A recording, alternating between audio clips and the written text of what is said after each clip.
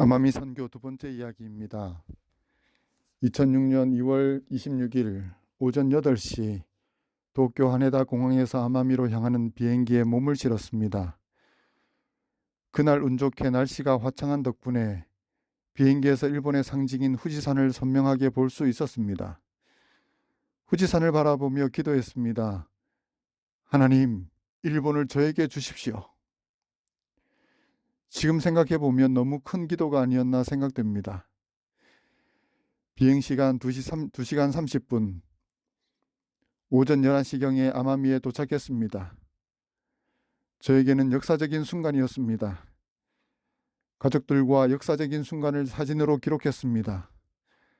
낯설고 물설고 의지할 데 없는 오직 하나님만 바라볼 수밖에 없는 선교지에 도착한 그때의 감회와 설렘은 지금도 잊혀지지 않습니다. 제가 5년간 사역할 곳은 아마미라는 섬에 위치한 나제라는 이름의 시에 있는 역사가 35년 된 출석자가 7, 8명인 작은 예배소였습니다. 도착 후에 아내와 제가 처음 한 것은 전도지 분급이었습니다. 교회 주위를 다니는 사람들에게 전도지를 전했습니다. 2시간 정도 전도지 분급을 마치고 집으로 돌아온 그날 밤, 한 통의 전화가 걸려왔습니다. 교회 집사님의 전화였습니다. 집사님이 말씀하시기를, 목사님, 오늘 전도지를 돌리셨나요? 네, 아내와 함께 했습니다. 저는 내심 수고하셨다고, 우리가 함께 하지 못해 미안하다고, 다음에는 함께 하자고 하는 말을 들을 줄 알았습니다. 그런데 의외의 말을 들었습니다.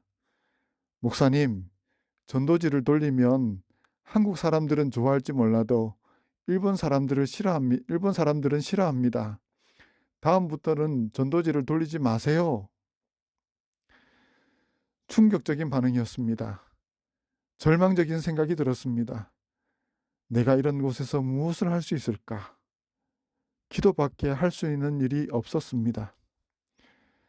그러던 2개월 후 일본 오키나와에서 사역하는 이기 선교사 교회에 초청을 받고 말씀을 전하러 가게 되었습니다. 그런데 그 교회 벽에 한 장의 플랜카드가 붙어 있었는데 거기 이런 문장이 쓰여 있었습니다. 생교와 칸도데 아루. 번역하면 선교는 감동이다. 이 한 문장을 보는 순간 마음이 뜨거워졌습니다. 나를 향한 하나님의 응답이라고 느껴졌습니다. 하나님의 감동을 전달하는 것이 바로 선교이다 라는 생각이 들었습니다. 그리고 저는 이 말씀을 선교의 모토로 삼게 되었습니다. 선교는 감동이다를 실천하기 위해 저는 선교 대상을 정하고 어떻게 그들에게 다가갈지 계획했습니다. 아내와 함께 실천한 것이 여러 가지 중에 하나가 한글 학교와 김치 교실이었습니다. 다행히 그 당시에는 한류 바람이 불어 한국에 대한 관심이 최고조였던 때였습니다. 지역신문에 광고를 실었습니다. 한글학교 학생 모집, 김치교실 학생 모집. 결과는 대박이 났습니다. 한글학교는 70여 명, 김치교실은 120여 명이 신청했습니다. 한글학교는 4반으로 나누어 제 아내가 2반, 제가 2반을 담당했습니다. 그리고 김치교실은 총 6반으로 나누어 실시했습니다. 지역 신문사에서 취재해 신문에 실릴 만큼 큰 인기였습니다. 이 일을 통하여 교회가 큰 힘을 얻게 되었습니다. 그런데 5년이 지나고 나서 저와 아내가 지난 5년 동안 한글학교와 김치교실에 투자한 시간을 계산해 보았습니다. 한 주에 4시간 한글학교 준비를 하고 학교 교재를 직접 만들고 틈틈이 그분들과 한국 음식을 나누고 그분들을 데리고 한국 여행을 다녀오고 등등 해서 저와 제 아내가 투자한 총 시간은 2000시간이 넘었습니다. 적은 시간이 아니지요. 아니, 정말 많은 시간들입니다. 그런데 여기서 질문 하나 드립니다. 5년간 2000시간 이상을 투자해서 그 학생들 중에 하나님의 자녀로 구원받은 사람이 몇 명이나 되었을까요? 딱 한 명입니다. 전직 간호사 강무라상이라는 50대 여성입니다. 한 번은 어느 자리에서 이 말을 했더니 이 말을 듣던 분이 이런 말씀을 하셨습니다. 참 수지 안 맞는 장사 하셨네요. 투자한 시간에 비해 너무 적은 숫자라는 의미일 것입니다. 저의 능력 탓일 수도 있습니다. 일본 전도의 어려움 탓일 수도 있습니다. 세상의 논리로 보면 분명 수지 타산이 안 맞는 일일 수 있습니다. 그러나 이후 여하를 불문하고 이 말을 듣고 저의 마음에 떠오른 질문이 하나 있었습니다.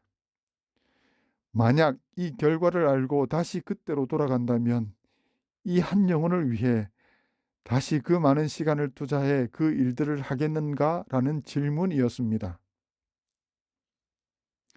저는 그 질문에 단언컨대 단 1초도 망설이지 않고 하겠다였습니다. 왜냐하면 그 한 영혼의 가치가 저와 저의 아내가 수고했던 2000시간보다 비교할 수 없이 커 보였기 때문입니다. 저는 수지 안 맞는 장사했다라는 말에 도저히 동의할 수가 없습니다. 이유는 그 말을 한 사람은 한 영혼의 참된 가치를 모르기 때문입니다. 누가복음 15장 1절로 10절을 보면 두 가지 비유가 나옵니다. 흔히 잃은 양의 비유, 잃은 은전의 비유로 알려져 있습니다. 그런데 자세히 읽어보면 잃은 양은 100마리 중에 한 마리이고 잃은 은전은 10개 중에 한 개입니다. 이 두 비유의 강조점은 분명합니다. 한 영혼의 가치입니다. 이 말씀과 관련해 증언은 이렇게 말합니다. 한 영혼의 가치를 누가 능히 평가할 수 있겠는가? 만일 그대가 그 가치를 알고자 하면 겟세마네 동산으로 가서 거기서 그리스도께서 핏방울과 같은 땀을 흘리시면서 몹시 고민하시는 그분을 주목하여 보라. 십자가에 달리신 구주를 바라보라. 한 명의 죄인을 위해서라도 그리스도께서 당신의 목숨을 버리셨을 것이라는 사실을 기억하면서 십자가에 가까이 나아간다면 거기서 그대는 한 영혼의 가치를 평가할 수 있을 것이다. 교회가 이 한 영혼의 가치를 잃어버린다면 교회의 존재 의미는 어디 있는 것일까요? 저는 이런 생각을 해봅니다. 내가 만약 잃어버린 자가 된다면 나를 절대 포기하지 않고 목숨을 바쳐 구원하기 위하여 노력해 줄 사람이 있을까? 여러분들은 이 질문에 어떤 대답을 할 수 있나요? 우리 재림교회의 한 사람이라도, 우리가 속한 공동체의 한 사람이라도 이 질문에 그렇다라고 대답할 수 있다면 감히 자신 있게 말할 수 있을 것 같습니다. 우리 교회는 살아있는 교회라고요. 우리가 십자가라는 거울을 통하여 한 영혼의 가치를 바라보고 있는지 자신을 점검해 보는 이 아침이 되기를 바라며 말씀을 마치겠습니다.